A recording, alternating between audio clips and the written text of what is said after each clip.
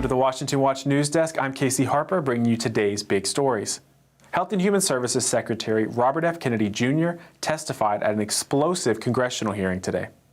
All the evidence is transparent for the first time in history, and you were never there complaining when the pharmaceutical companies were picking those people and then running their products through with no safety testing. You can characterize it any way you want. I quoted them today. What I said was accurate. What you said were lies. You described moving the Titanic. Are you saying that the mRNA vaccine has never been associated with myocarditis or pericarditis in teenagers? I am simply. Is that what you're trying to tell us? I am simply trying to say that the people that you have put on that panel, after firing the entire. You're evading the question. No, I'm asking the questions here. You're Mr. evading Kennedy. that question. That back and forth with Senator Michael Bennet was the tone of much of today's hearing. RFK Jr. faced tough questions from Democratic senators, in particular over his policies and comments on vaccines, including the mRNA vaccines. Today's hearing comes as more than 1,000 current and former HHS employees are calling for his removal. RFK's most controversial move may be that he fired and replaced an entire panel of vaccine experts at the CDC. He argues vaccines have not been given proper oversight in recent years, but critics say he's endangering public health. Notably, RFK made news on the life issue today as well. He said at the hearing that the Biden administration's FDA actually manipulated data to hide the dangers of the chemical abortion pill. And we know that during the Biden administration, they actually twisted the data to bury one of the safety signals with a very high safety signal, around 11%. So we're going to make sure that that doesn't happen anymore. We're producing honest science and gold standard science on that. I'll keep you abreast of where we are. That news comes as many conservatives are calling on President Trump to re-implement safety protocols for the chemical abortion pill. Meanwhile, in the Middle East, plumes of smoke were seen rising over Gaza today as Israel ramps up its military operations. Israeli leadership has given Hamas an ultimatum: surrender and release the hostages or see Gaza City destroyed. The Israeli bombardment pushed more Palestinians out of Gaza City on Thursday, while thousands of residents defied the state's orders to leave, choosing to remain in the path of the IDF. Israeli forces have advanced through the outer suburbs and are now just a few miles from the city center. The goal of reaching a ceasefire deal to release the remaining 48 hostages, 20 of whom are thought to still be alive, at this point appears unlikely, but that could change. Now, meanwhile, in the U.S., President Trump said this week he's sending the National Guard to Chicago. I rated 10. Well, we're going in. I didn't say when. We're going in. What do we do? The move would mark an extraordinary law enforcement effort in the nation's third largest city and set up a legal battle with local officials who have vowed to fight that move. Trump's comments came just hours after a federal judge blocked the administration from using the military to fight crime in California. Illinois Democratic Governor J.B. Pritzker called the remarks unhinged. In the coming days, we expect to see what has played out in Los Angeles and Washington, D.C., to happen here in Chicago. Let's be clear, the terror and cruelty is the point, not the safety of anyone living here. Chicago's a famously violent city with 123 murders just this summer. But Trump said he's also considering sending the National Guard to New Orleans. That's a new development. Trump may find better reception in the red state of Louisiana, though New Orleans is a Democrat-run city. His tough on crime approach is working in D.C., but expanding it to other cities is a different matter, and it's been a little bit more difficult for the president. Well, those are today's stories. I'm Casey Harper. You can dive deeper with the Washington Stand at washingtonstand.com. Better yet, download the Stand Firm mobile app where you can watch this and other news. Up next is Washington Watch with guest host Jody Heiss, and we're back tomorrow with more stories that matter.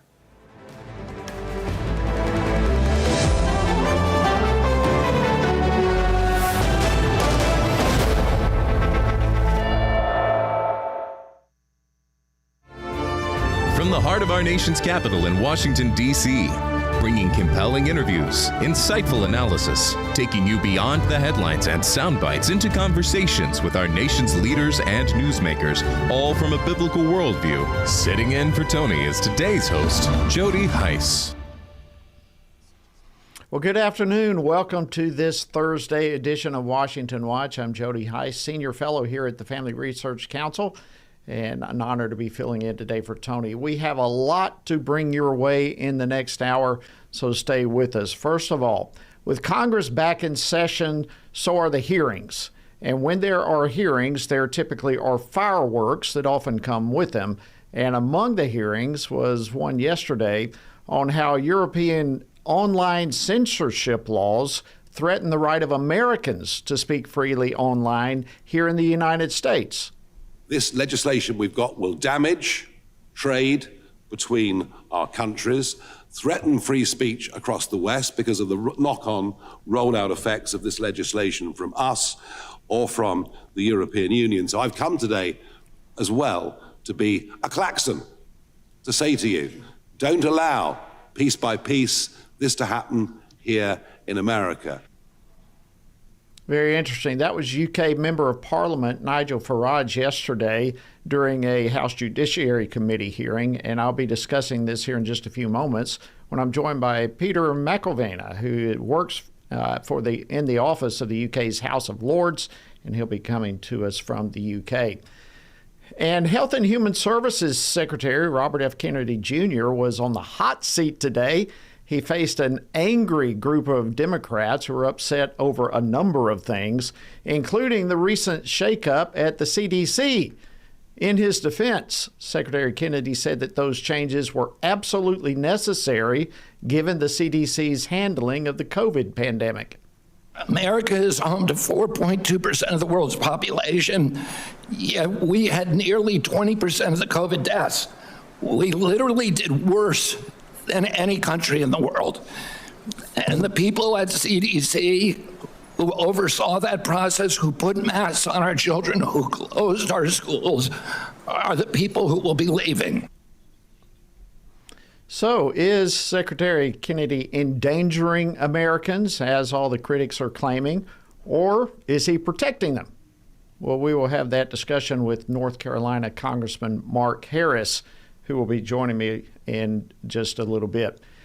And then there were these absolutely outlandish remarks that took place during a Senate Finance Committee hearing yesterday, in which Senator Tim Kaine of Virginia attacked a Trump nominee, catch this, for believing that our rights come from God and not from government.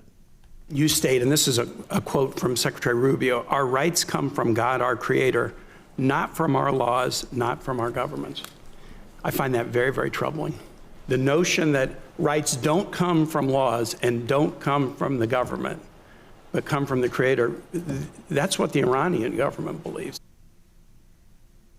Wow. Absolutely unbelievable. Well, you want to stick with us. I'll be discussing this later when I'm joined by Dr. Matt Spalding of Hillsdale College. And also on today's program, I'll discuss the latest in the Trump administration's legal battle over the president's emergency tariffs. Spencer Morrison, he's the editor-in-chief of the National Economics Editorial, he will be joining me for that discussion. So, as I said a while ago, we have a lot coming your way in the next hour. You certainly don't want to miss any of it. But if you do, our website is tonyperkins.com. You can go there, but I encourage you, in addition to that, if you don't already have it, download the Stand Firm app, where you can get this program, the Washington Stand, and tons of other information. Simply text app, APP, to 67742 if you don't already have the Stand Firm app. And then, real quickly, before we jump into our next guest, I want to encourage you about our upcoming Pray, Vote, Stand Summit coming October 17th and 18th in Chino Hills, California. If you register within the next week, you can get a discount. You don't want to miss that. Simply use the code FALL, and that would be not like fall down, but like the fall time of year. Text FALL for a special code, and you'll be able to get that. You can learn more to register or learn more, PrayVoteStand.com. All right, now let's jump into our first news item for today. Yesterday, the House Judiciary Committee held a hearing to examine European threats to America's free speech and innovation. In particular, the hearing highlighted how European online censorship laws threaten the right of Americans to speak freely online, even here in the United States. And on this, one of the witnesses, a member of the UK Parliament, issued a stark warning. This legislation we've got will damage trade between our countries, threaten free speech across the West because of the knock-on rollout effects of this legislation from us or from the European Union. So I've come today as well to be a klaxon, to say to you, don't allow, piece by piece, this to happen here in America. That was UK Member of Parliament Nigel Farage. So just how grave is this threat? Well, joining me now to discuss this is Peter McIlvena. He's the co-founder of Hearts of Oak, which is a freedom of speech alliance, and he works in the office of the UK's House of Lords. Peter, welcome back to Washington Watch. Good to have you. Great to be with you, Jody. Thanks so much. Well, listen, we've got a couple of online censorship laws that came up during the hearing yesterday that are already part of the UK. The Online Safety Act was one of them, and the European Union's Digital Services Act. Can you highlight those for us? Tell us what those are all about. I can, and I'm so glad that Nigel is over there in DC, letting you know what is happening in the UK. And I know the Trump administration already understands these threats. J.D. Vance has spoken a lot about his concerns and was paramount in Apple stopping, making sure the UK government didn't get a backdoor there. So there's so many areas. The Online Safety Act, Online Safety Bill, was billed as a child protection app, basically, keep your children safe. But what it means is that media companies, social media companies, are liable for huge fines if anyone may be offended through what is said. So they're basically X is held to the same standard as the New York Post. And this does not mean it's one country or another. This means that actually it could be anyone, any US citizen, anyone. The UK government doesn't seem to make any distinction with territorial boundaries. It simply has become judge and arbiter and said anything that is said online on any social media platform that anyone may find offensive, then you've broken the law. And the fines are up to 10% of global annual turnover, not just UK annual turnover, global. So you can see why many media companies have expressed concern to the UK government, as they've expressed concerns to the European Union on their Digital Services Act, which is just as dangerous and was introduced strangely just days after the UK's Online Safety Act. But they told us they weren't colluding together. Nonsense. So this is a huge effort by Europe at large to shut down free speech. They have huge concerns of the rise of populist parties, as you've had the huge success of President Trump being re-elected. In Europe, we've had big successes in Germany with the AfD, in Austria with the FPO, Marine Le Pen, obviously, in France. And they've done everything they can to make sure and keep that support down. So it is the European Union in utter fear that the people may actually have their way. So are you saying, just, practical perspective here, could an American citizen traveling to the UK, could they face potential arrest or risk of arrest for something that they posted on social media? Well, they could. And let me give you an example of what happened just a day or two ago. And it was a comedian, UK comedian, one of the most famous UK comedians, Graham Lynham, and he's written a range of hugely popular TV shows, and he has become a free speech activist in terms of the trans issue, in terms of women having women's spaces and men not being able to call themselves a woman. Fairly common sense. If you read the Bible, God made us male and female. It's simple. It's all there in Genesis. But he has been very outspoken about that, and he travelled back from Arizona. He's actually an Irish citizen, I don't know if he has a British passport, an Irish passport holder, and he traveled from Arizona to London Heathrow, and he was arrested by, I think it was 5 or 6 armed police officers. Now, armed police officers are normal in the US, but here in the UK, it is not the norm. You've only got a very small percentage of the police that actually are trained to use firearms. So to be met by 5 armed police officers is very unusual in the UK. And this was because of a tweet. He has never had violence against anyone, but he was held. He actually was in the magistrates' court today in Westminster fighting against that. And he wore a huge plaque basically saying that men cannot be women and free speech is important. So he went in fighting.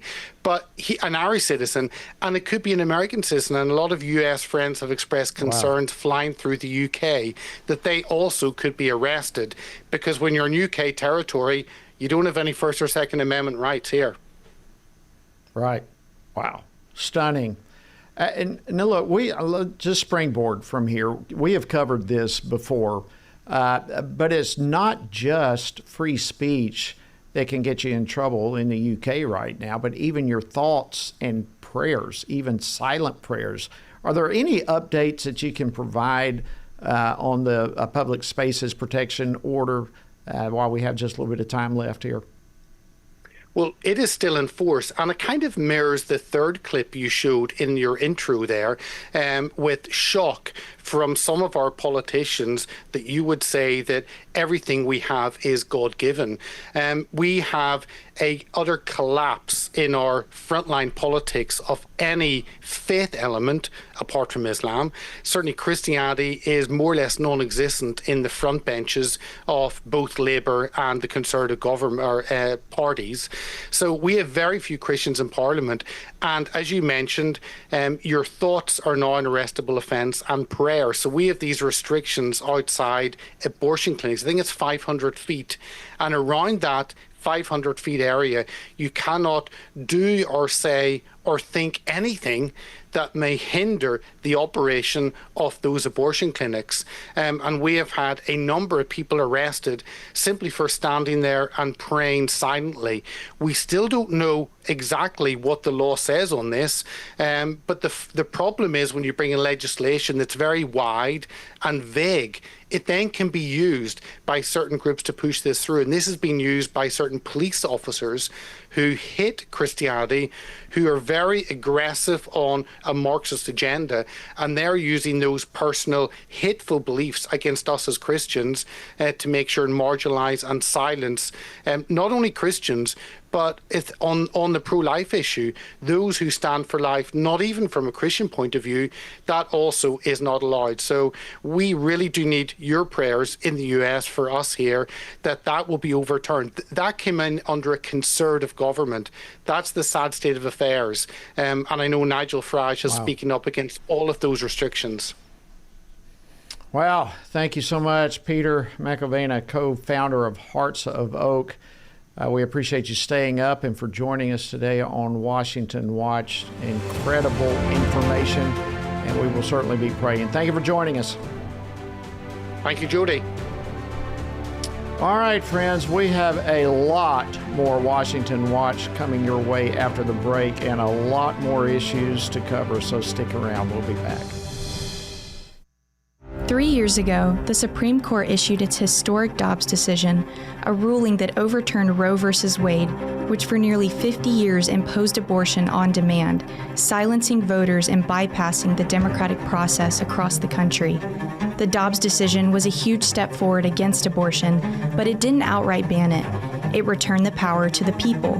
Now, 29 states have laws on the books protecting life. However, there's a catch. Abortion numbers since Dobbs have actually gone up, with an increase of 12% since 2020, climbing from 930,000 to over 1 million in each of the most recent years. So how can this be? The answer is simple: the abortion drug. Today, over 60% of U.S. abortions involve abortion drugs, many of these without medical oversight.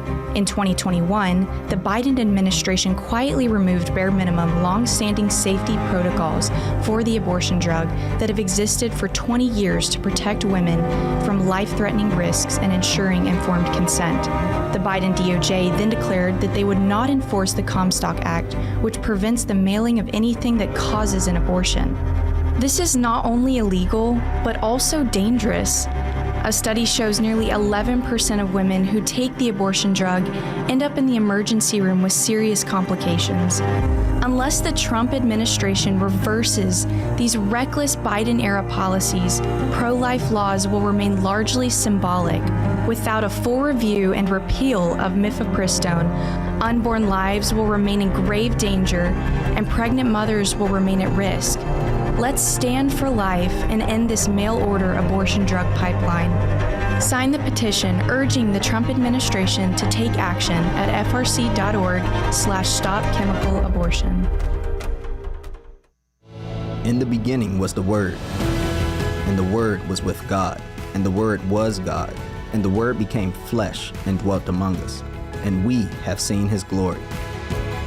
Family Research Council invites you to join our Stand on the Word Bible reading plan as we reflect upon the life of Jesus, the Word who dwelt among us. Come with us and discover the glory of the Word.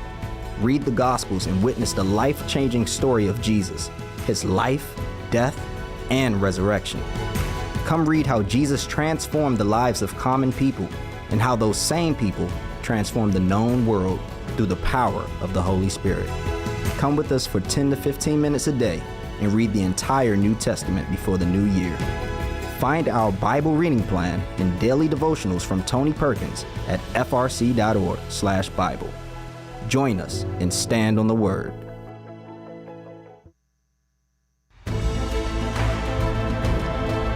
Thank you so much for joining us today on Washington Watch. Welcome back. I'm Jody Heiss, filling in today for Tony. All right, I mentioned it a while ago, but when Congress is back in session, generally speaking, you can count on fireworks coming with them, particularly as it enters into the various hearings that they have. Well, that took place again today on Capitol Hill as Health and Human Services Secretary Robert F. Kennedy Jr. testified before the Senate Finance Committee on the president's 2026 health care agenda. In particular, the Democrats attacked Secretary Kennedy over the shakeup at the CDC, which the secretary said was absolutely necessary considering the CDC's poor handling of the COVID pandemic. So do Democrats really think that the CDC did a good job? Do they really think that changes are not needed? Well, joining me now to discuss this and more is Congressman Mark Harris. He serves on several different committees, including Judiciary. He represents North Carolina's 8th Congressional District. Congressman Harris, welcome back to Washington Watch. Always good to have you. Hey, Jody, it's great to be with you. Thank you for having me today. Well, listen, I know that your schedule is crazy. You just come off a panel where you've been talking to a group of people, so thank you for joining us by phone. Let's start with all the criticism against Secretary Kennedy that took place today. He was in the hot seat. What are your thoughts about it? Well, Secretary Kennedy is following through on really everything that President Trump ran on. I think all of America reacted in the election in 2024 to really the mismanagement that we saw on these healthcare issues, and particularly COVID and the way it was handled under the Biden administration and in so many ways. And I think that really, again, we're seeing just the fulfillment of exactly what President Trump said he was going to do.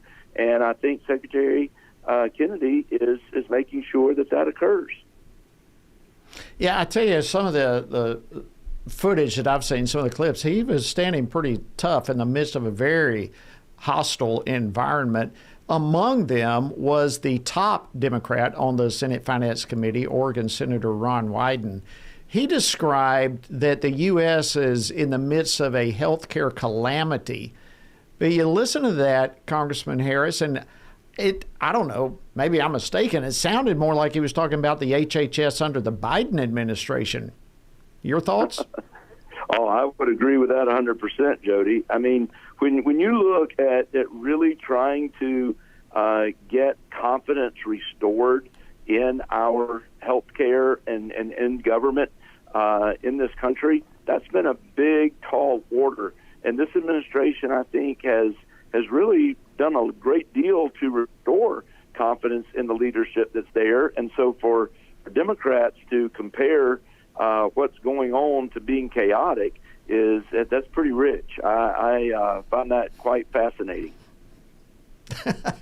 Yeah, I'm chuckling with the way you put that. I think that's right. I mean, let's look. We're still, all of us, as a country for that matter, we're still reeling from the shoddy decisions, the mandates of the Biden administration's HHS that they pressed on the entire country during the COVID pandemic. I mean, their decisions literally negatively impacted our children, our businesses, our military, on and on and on. And you wonder, where in the world did they believe they have the moral high ground now to attack someone who's trying to correct all those things? Well, you're exactly right. And not only that, but rarely a week goes by that I don't meet somebody or talk to somebody that is still dealing from the ramifications of the COVID vaccine.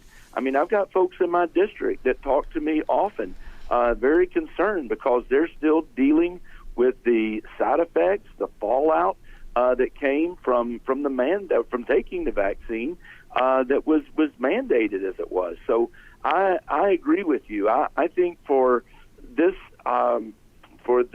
Democrats to be claiming that this administration is somehow has us in a state of chaos, I think is way, way off track. Yeah. And I think the American people have good enough memory to recall that. If I can, Congressman Harris, let me switch gears on you real quickly. We're still seeing a lot of pushback, again, from the Democrats, particularly mayors and governors across the country, various places, against Trump's crackdown on crime. And yesterday, the president suggested that New Orleans could be next in line for federal assistance from the National Guard. Give me your assessment of what the president's been doing as it relates to this whole crime issue. Well, Jody, I think the president has really taken the lead and provided the leadership that American people have been looking for on this issue of law and order. I mean, when you've got the Associated Press just 2 weeks ago that put out their poll that 81% of the American public believes that crime is a major issue, that just tells you Americans are concerned about it. The president took Washington, D.C., and has somewhat tried to turn it into a model city, if you will, in its law enforcement. And when you look at the over 1,600 arrests, when you look at the number of illegal guns that have been seized, when you look at the lack of murders there was no murder for 12 consecutive days. And, prior to all of that, there was the murder on average every other day. So I think that he has demonstrated what can work. And then, in comparison, look at Chicago, where I read the statistic just today. They're on track for 4,000 shooting victims in this year alone with where they're going. If they continue the pace they're at now, 4,000 in a year of people being shot. So that's a major crisis in our large metropolitan cities. And I just think the president is trying to sound that alarm. And it really is going to take some mayors and that are going to step up. And I hope that people realize that elections do matter. And I know there's a lot of major cities, municipalities that are having elections this November. And I'm hoping crime is going to be the major topic of conversation and that the American people have a chance to vote on that. I think it definitely will be a major issue. I just come alongside you with scratching my head over these Democrat mayors and governors. But I will say I'm proud of D.C.'s mayor, Mayor Bowser. She has now, being a Democrat, she's come out saying, thank you, President Trump. And there has been an enormous about-face in Washington, D.C. as it relates to crime. Thank you so much, Congressman Mark Harris of North Carolina. Always great to have you on Washington Watch. Always great to be with you. Thank you so much. All right. Coming up next, Supreme Court steps into a legal battle over tariffs. Download the new Stand Firm app for Apple and Android phones today. You can join a wonderful community of fellow believers. We've created a special place for you to access news from a biblical perspective. Read and listen to daily devotionals, pray for current events, and more. Share the Stand Firm app with your friends, family, and church members. And of course, stand firm wherever you go. At Family Research Council, defending the family isn't just a mission, it's our daily calling. Every team member at FRC uses their God-given talents to stand for biblical truth, protect life, and uphold religious freedom. Here at Family Research Council, we face many threats to the family, threats that have been with us for some time. Abortion, the gender ideology threat, the attacks on marriage, the attacks on parental authority, and the attacks on religious freedom. We have to promote, support, strengthen, and incentivize family growth so families take their place in society in a place of honor. I'm defending the family by working in the Center for Biblical Worldview to provide cutting-edge research and resources for pastors, ministry leaders, and Christian parents. Through my work at the Washington Stand, I passionately defend what God has defined for marriage and family. I don't see the Washington Stand as just a place to talk about cultural events. It's a place to share biblical truth. It's a perfect outlet to advance and defend what God has defined as good, true, and beautiful.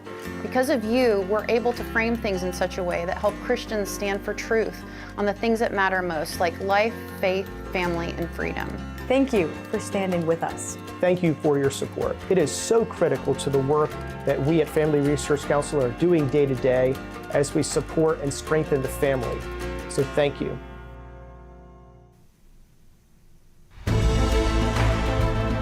Thank you so much for joining us today on Washington Watch. Again, I'm Jody Heiss filling in for Tony, and we appreciate you being on board with us. All right, yesterday the Trump administration asked the U.S. Supreme Court to quickly step in to the legal battle over the president's emergency tariffs. And you probably saw this, but perhaps not. This whole move is coming after a federal appeals court ruled last week that President Trump did not have the authority to impose tariffs under the International Emergency Economic Powers Act. So the administration has appealed that decision, and now they are asking the Supreme Court to decide by September 10th whether or not to take the case. And the justices were also urged to schedule arguments by the first week in November. So how might all this unfold? Well, joining me now to discuss this is Spencer P. Morrison. He's editor-in-chief of the National Economics Editorial and author of Reshore: How Tariffs Will Bring Our Jobs Home and Revive the American Dream. Spencer, welcome back to Washington Watch. Appreciate you joining us. Good evening. It's always a pleasure. Okay, so for those in our audience who may not be aware of this, can you give us kind of a brief explanation of what I just referenced, the International Emergency Economic Powers Act, and the president's implementation of it in particular? That's the question. Right. So just to provide a brief summary for everyone, over the last 5-6 months, there's been an enormous amount of what I would call lawfare being waged against this administration. They've been essentially taking the president to court over his use of his executive authority to institute these tariffs. And the reason for that is because, if you took your civics classes, you should be well aware, Congress has the power over the purse in accordance with the Constitution. Now, where this gets interesting is the fact that there's something called delegated authority. That is, Congress is able to pass a statute which delegates some of their decision-making authority to the president or to, the executive branch. And the reason they might do this is because, of course, people in Congress are, they take a long time to make decisions, whereas the executive is much more nimble and can respond to threats and issues. So what President Trump has done, of course, is he's He's taken a look at what's happened to America's economy and the downstream effects that offshoring and the so-called free trade with foreign nations have had, both on the economy and, of course, downstream socially and politically. What he said is, look, this is a total national emergency. Not only are drugs like fentanyl pouring across the border, which is killing tens of thousands of Americans every year, but on top of that, America's supply chains have been completely gutted. And this is causing a national security crisis because, of course, the military requires foreign parts in order to build machinery and equipment. Computer chips are a really good example of that. So what the president said is, look, this is a national emergency. Tariffs is a solution to this emergency. And what this litigation battle is about is whether or not this constitutes a national emergency. Yeah, that's the huge question. So let me put wrap a couple of questions into one, if I may. First of all, how strong of a case does the Trump administration have before the Supreme Court on this? And then what are the possible outcomes that could take place, and which one do you think is most likely? That's a good question. Well, in terms of whether or not this constitutes a national emergency, I think it depends. In terms of whether or not there's a nexus between a national emergency and tariffs, is a question that the court is going to consider. And I'm leaning to them not deeming this to be a national emergency insofar as the tariffs are instituted against Canada and Mexico. I think there's a much better case to be made with reference to China, however. Imagine if we were in the Cold War still, and the United States was purchasing, fighter jets from the Soviet Union. Can you imagine the outroar, the public outcry about the national security threat that would have? And that's essentially exactly what is happening with America's trade with China. America is purchasing almost all of the semiconductors that go into our computers from China or from Taiwan, rather than building them at home. And of course, this is a massive national emergency. That being said, I'm not confident that the court will find in the administration's favor. And this brings us to the second part of the question: where does this leave us? The reality is that there's a number of other statutes that delegate authority to the president. He could simply institute the tariffs under another piece of delegated legislation. So I think ultimately this is really more of a roadblock than the end of the line for either the lawfare against the president or for the tariff agenda as a whole. So, wow, so very interesting. So you're saying even if the president loses here, he still has options to continue putting forth the tariffs. Yeah, exactly. And I think it's important to remember that this particular piece of legislation was used to impose tariffs on Canada and Mexico and China because of the fentanyl crisis. And then he's imposed the 10% baseline tariffs under this legislation. Now, the reality is that all of the other tariffs are actually already brought in under other legislation or under other delegated authority.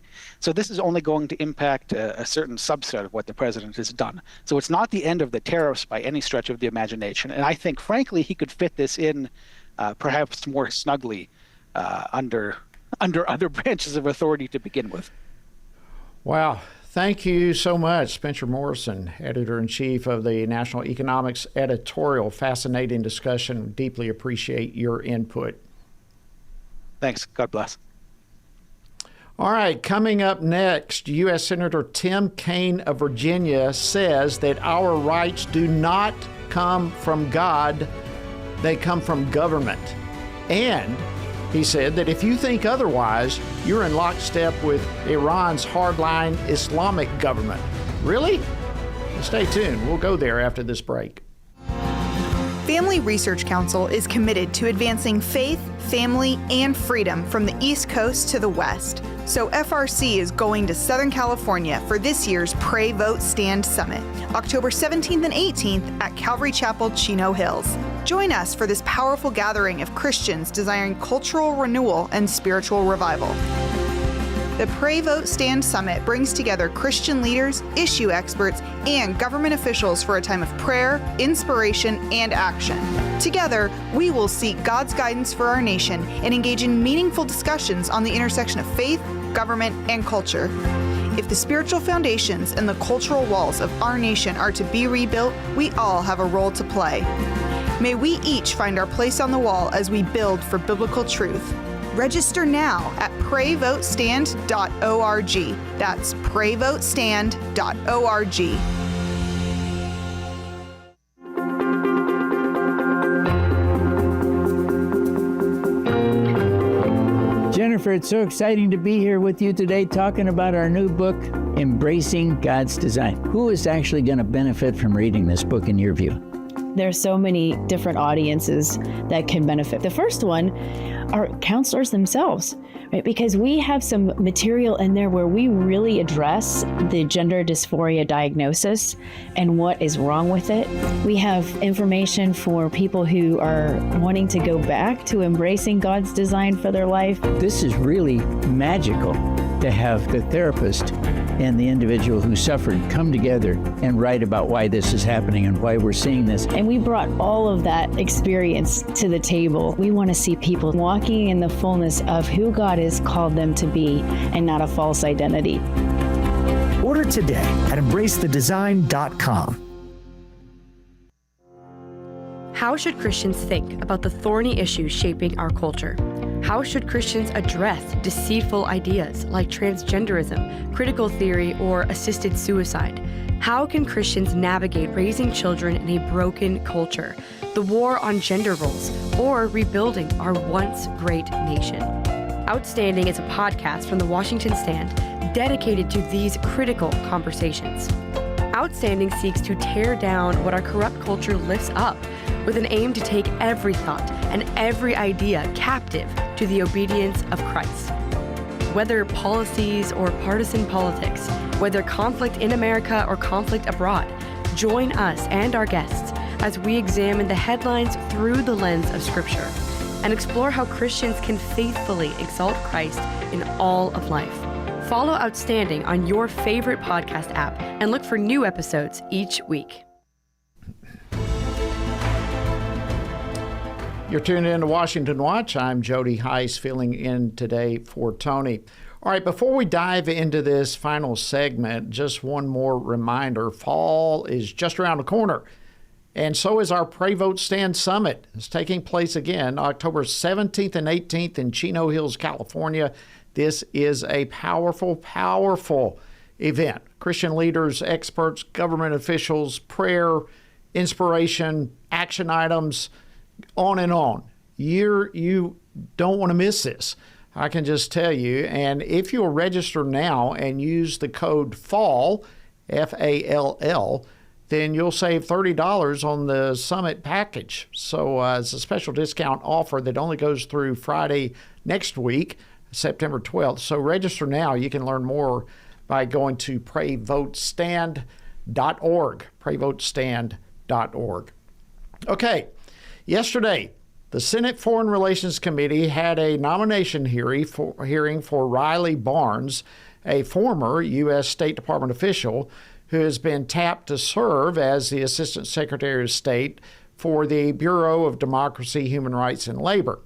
Well, during his opening statement, Barnes highlighted comments that were made by Secretary of State Marco Rubio in his first remarks to State Department employees.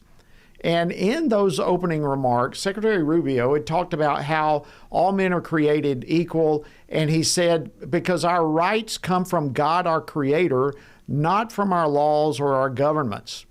Well, back to the hearing yesterday. One of the hearing individuals, Senator Kaine of Virginia, he took issue with that. Look at this clip. You state, and this is a quote from Secretary Rubio, our rights come from God, our Creator, not from our laws, not from our governments. I find that very, very troubling. I'm a devout person. I was a missionary in Honduras. We've got other devout folks in this room, Christian, Jewish, Muslim, American. The notion that rights don't come from laws and don't come from the government but come from the Creator. That's what the Iranian government believes. It's a theocratic regime that bases its rule on Shia law and targets Sunnis, Baha'is, Jews, Christians, and other religious minorities. Wow. I don't know what else to say. It sounds like Senator Kaine needs to do some reading, at least, and not just of the Bible. He needs to read some of our historical documents. What does Senator Kaine need to know? Well, I'm looking forward to this conversation with Dr. Matt Spalding. He's the Kirby Professor of Constitutional Government at Hillsdale College and the Dean of the Van Andel Graduate School of Government at Hillsdale's Washington campus. And as Vice President for Washington Operations, he also oversees the Alan P. Kirby Jr. Center for Constitutional Studies and Citizenship. Dr. Spalding, welcome so much to Washington Watch. It's great to be with you, Jody. Thanks for having me on this interesting occasion, shall we say. Yeah, I've been chomping at the bits to have this conversation with you. So let me just throw it out here real quick. Was Senator Kaine anywhere close to being in the ballpark with his comments? It's hard to know where to start with that conversation. It reminds me, if you recall every so many years, there's a nomination hearing. You might remember Clarence Thomas's, when Senator Biden went after him for making reference to the deity and natural law, and this was somehow demonic and problematic. His whole statement was so off base. It's hard to know what point to go at, but it does tell you a lot about kind of the state of where the conversation is about this understanding of the role of faith, but also reason, nature, all these terms which come back to and are centered in the Declaration of Independence. And there's a deep misunderstanding, and it's been developing over decades in how we teach, how liberalism looks at these, how progressive has looked at these documents. And I think we're now at a point where there's just complete misunderstanding of these very things. I mean, one thing that was kind of drove me crazy. He quoted, "Well, all men are created equal," but of course the very next line says, "and endowed by their Creator." It makes it very clear that the source of rights are from the Creator. The Declaration has a clear theology to it that grounds it in that. Now, but the key distinction, which he doesn't make and doesn't come out in the testimony because there wasn't enough time to draw this out, but the key thing Senator Kaine misses is that belief that our rights come from a Creator and we are all created equal does not necessarily mean theocracy. The key difference here is that all of those arguments of the Declaration are grounded in what they open the Declaration with, a reference to the laws of nature and of nature's God. That is the assumption of the Declaration, which, by the way, is the assumption of the New Testament, and you see it in Romans, for instance. The assumption is that there are certain things that man can know by his reason, by his thinking, by his created mind about God. That doesn't mean it's directly divine in terms of it's biblical per se, but it is in a general sense. It's a general revelation that we understand. And that's the basis of our rights. That's the basis of the whole Western tradition of the understanding of rights and human equality. And doesn't it even go to the point that if you take his position that our rights and freedoms, liberties come from government, that's really the communistic, dictatorial, hardline regime mentality where government is God. They can give rights and government can take rights away. That's the practical implication of it. And it's very clear that the founders never understood, never implied that our rights came from government. They wanted to get away from that. That was the grounding of parliamentary supremacy and the British tyranny they were opposing. But Senator Kaine's position also ultimately means, and it's very clear once he starts talking about what he believes in, well, we all believe in rights, but we have different opinions. That is, his understanding of rights is they are subjective. They are merely expressions of our will. whatever it might be. It might be one's sexual preference, it might be one's ideology, it might be one's belief about anything, for that matter. It's all a matter of relativism. That's essentially the modern liberal position that's taught in the academy nowadays. And I think we're seeing, Senator Kaine is really expressing a popularized version of that. It's an empty argument. And the stronger argument is the one in our founding itself, which we should be going back to, which appeals to both reason and revelation, the two great traditions of all of Western thought.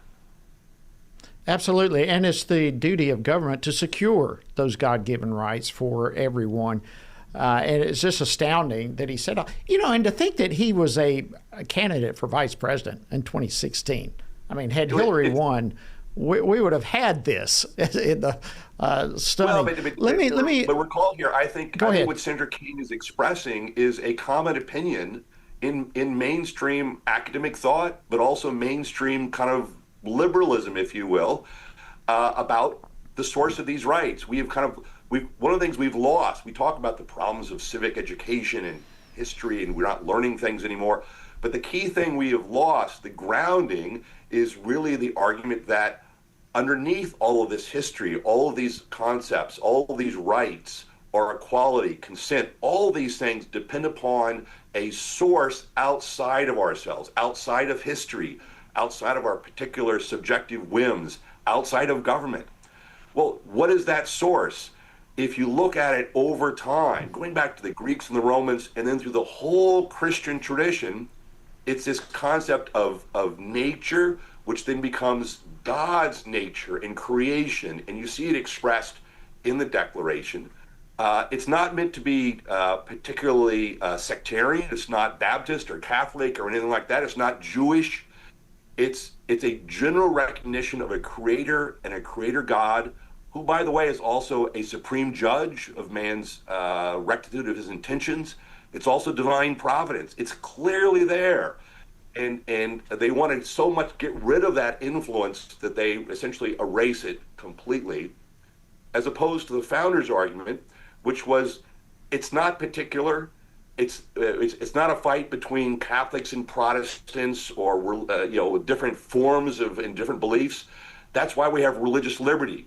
But the ground of religious liberty is a common recognition by all men that there is something we can understand about the very nature of things, and that by that tradition and by the argument of the founders was that we have a recognition that we are not God. Government is not God. Right. But there is a creator. Doesn't say exactly who it is, what religion we should follow. That's our religious liberty, but it opens up the possibility of pursuing that religious liberty, which ultimately is what they meant by the pursuit of happiness at its highest meaning. And well said. And of nature's God, as you referenced earlier. So let me throw this term into you, because the narrative from the left seems to always conflate words and ideas and so forth. But now one of the big phrases tossed around is Christian nationalism. And this really has to do a little bit with what he was jabbing at in his comments. So can you shed some light on that term and how you believe perhaps our founders would have characterized themselves as it relates to this term? Sure. And again, there's a lot of background to this that we need to kind of think through. Modern liberalism, I keep using that term, which say that modern view of politics and man that grows over the 20th century, that we associate with progressives and liberalism, has long argued, coming out of the Enlightenment, that reason really means science, and revelation and religion is something to be avoided at all cost, and these things should be completely separated. And so anything that speaks of or touches on or shows a faith in that religious belief, they now term Christian nationalism. And there also are some, meaning some of our Christian brethren who see that as the only way to solve this problem is to actually have a more established church. Western tradition, which becomes the understanding of the American Declaration of Independence and the whole founding, which is that reason and revelation are actually friends. They work together. They don't answer all the questions. There's still great distinction between what revelation tells us and what reason or science might tell us. They're not always in agreement. There are certain truths we can't understand by our reason. But having said that, they're friendly on the basics. We're all created equal. None is born booted and spurred, ready to ride. We have certain equal rights, the most fundamental things, our lives, our liberties, our basic human liberty to act and choose and do, and to pursue happiness. But we can understand that, and we need to figure out a better way, and I would suggest the founders have given us that language to show how reason and revelation can work together. So the problem is on the left and certain portions of the right, they see these things at war with each other, and now they're taking sides. And I think Christian nationalism out of that. It's something the left uses to go after those who are believers, but it's also some place where some hide, I think wrongly, thinking that that's the way out of the problem. So I think that's an unfortunate aspect of the modern conversation that really misses the importance of the rule of law, the recognition of religious liberty, the understanding of fundamental rights grounded in the very nature of things, whether you believe that's from a rational tradition going back to the Greeks and the Romans, or whether you believe that's in a general revelation perfectly compatible with biblical Christianity, that we are all equal in the eyes of God. Right. The founders' whole purpose was to show that those two things come together and give us a grounding for free government. Well, and I'm really glad that you made the distinction also. I'm glad you made the distinction also between a theocracy and the belief that we're talking about that our rights come from God. They're not the same things. But without the religious and Christian foundation that we have in this country, is there any value to our rights even? I mean, we've only got a couple of minutes left, but give me your thoughts on that. No, I think you're right. Without a grounded understanding of our rights, they are meaningless. They're merely our subjective will, which is where much of the modern academy and the left kind of wants to go.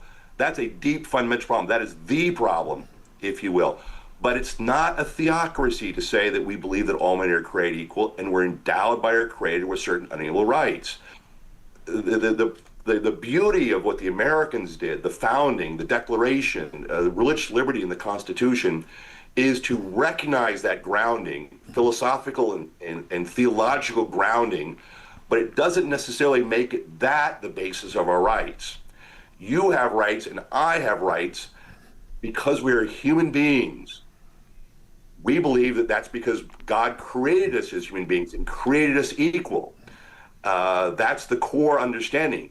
But it doesn't matter if one is a Christian or a Jew or a Muslim, you still have those fundamental rights, but it demands, it only makes sense if it's understood to be of a higher source, not government, not the Supreme Court, not the president, not Congress, a higher source, and that source is in the very nature of things, which in the Western tradition must be, and really has always been understood to be a general sense of a creator God consistent with biblical Christianity over the course of Western tradition. We've got to wrap it up right there. Thank you so much, Dr. Spalding, Hillsdale College, for joining us. I know you've got a book coming out in December, The Making of the American Mind. We've got to have you back to talk about that. Very timely, seeing our 250th anniversary is coming up. Thank you for joining us on Washington Watch, and to each of you, thanks for joining us. Hope you have a great evening. We'll see you again tomorrow right here. Washington Watch with Tony Perkins is brought to you by Family Research Council and is entirely listener-supported. Portions of the show discussing candidates are brought to you by Family Research Council Action. For more information on anything you heard today, or to find out how you can partner with us in our ongoing efforts to promote faith, family, and freedom, visit TonyPerkins.com.